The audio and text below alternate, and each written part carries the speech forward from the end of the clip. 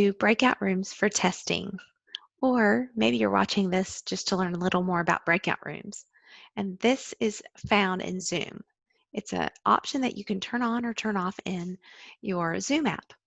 So if you're interested in getting this slideshow, it's bit.ly/breakouts for testing, and it's by our Keller ISD EdTech team. So the first thing I want to show you is how do you turn on breakout rooms? And if you think you have it turned on, how do you double check? I know that's always something I would want to do. Before I Zoom, I want to make sure this is on.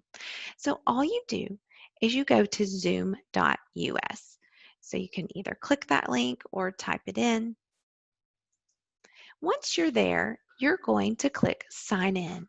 I've already signed in, so I don't see it there, but it will look something like this on the slide. And you'll click sign in with Google. You may have to authenticate and choose your Google login. So after that, you'll go to settings. Then you'll go to in meeting advanced. There's a ton of settings here that you could scroll through, but that just points you right down the page to where you need to be. So it's under the advanced area. And then notice that my breakout room allow hosts to assign participants to breakout rooms when scheduling option is checked. You want that checked, and you want that slider turned on. Now, if for some reason you want to use remote support, most of you are not going to need that option. It's usually used by technology when they want to ask for control of someone's machine to help them. Usually it's a teacher. They'll have that turned on. One thing that Zoom will not allow is both of these options on.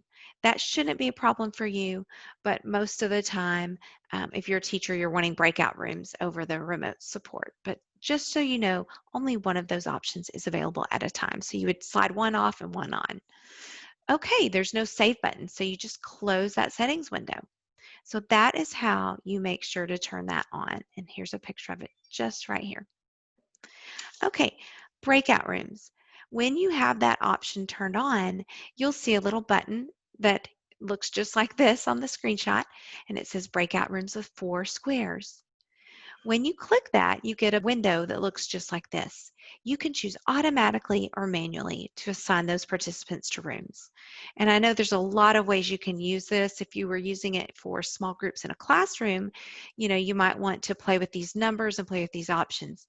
I know most of you watching this will be using breakout rooms for testing and proctoring.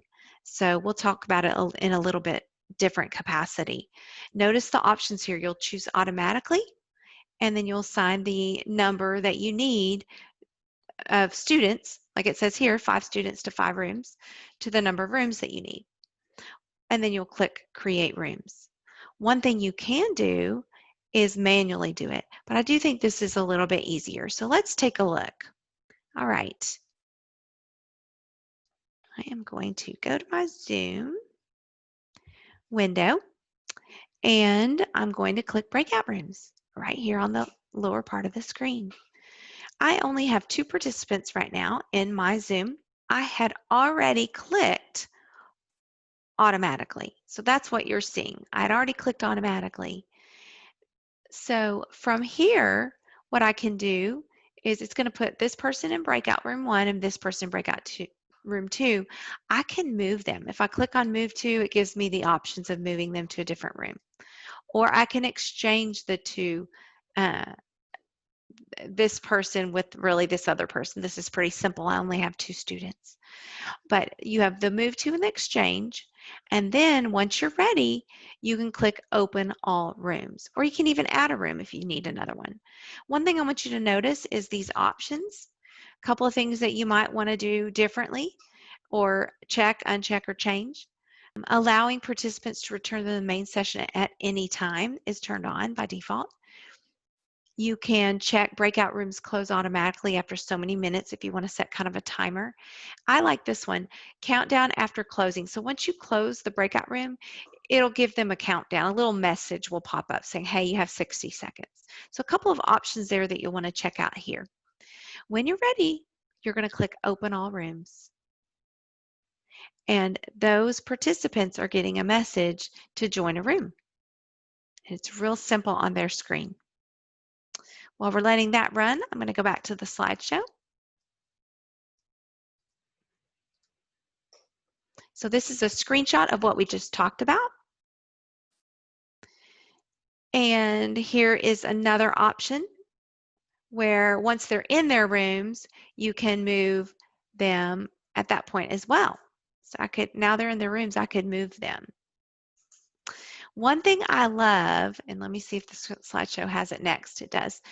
During the breakout session, you can broadcast a message to all your participants. So I could say, hey guys, we have 5 more minutes, or don't forget to show your work, or whatever you want to broadcast to everybody in their breakout rooms, and they will get a little message at the top of their screen. Very easy.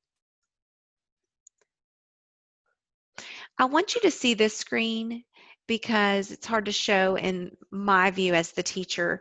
I'm zooming, but on the participants' end, they will have an Ask for Help button.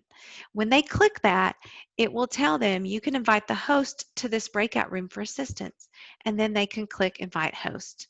So it's a 2-step process for them to ask you for help. And notice that the host can pop into the breakout rooms. So ending the breakout rooms is simple. I can just pull this over and show you. You're going to click Close All Rooms. And there you go. They're back to the main screen, or they may be getting a message. Let me stop sharing for just a second. And yes, you can see my people are back to the main room. One thing I wanted to note is hosts and co-hosts have different responsibilities. A host can join any breakout room as the host. A co-host can enter and leave any room assigned to them by the host. So the main proctor of the test would want to give those abilities to the host. And it's very simple in the participants window to do that. Also, we already mentioned broadcasting a message to all rooms. Thank you for joining us today for Breakout Rooms for Testing. I hope you enjoyed the tutorial, and I hope it helps you understand breakout rooms a little bit better.